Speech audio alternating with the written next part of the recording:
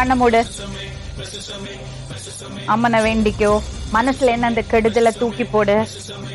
கண்ணை மூடிட்டு மனசுல இருக்கிறத அழுக்க தூக்கி வெளியே போடு. கடவுள்கிட்ட அனுகிரகத்தை வாங்கிக்கோ. அம்மா என் குடும்பம் நல்லா இருக்கணும், என் மனைவியோட பசங்களோட நான் சந்தோஷமா வாழணும். அம்மாவை கேட்டுக்கோ, அம்மாவை கேட்டுக்கோ. மேடம் என்னால முடியல.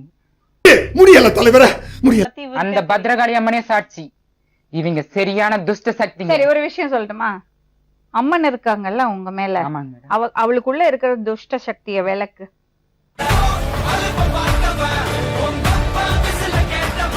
அந்த துஷ்ட சக்தி விளக்குறது இந்த ஜென்மத்துல ஆகாது மேடம். சரித்திரமா இவங்க வம்சமே துஷ்ட சக்திங்களோட புலங்குற வம்சமா இருக்குதுங்க மேடம். பெரிய சோழர் பரம்பரை. இவர் ராஜராஜ சோழன், அவர் ராஜேந்திர சோழன். தஞ்சாவூருக்கே அவங்க 2 பேரும் தான் வாரிசு.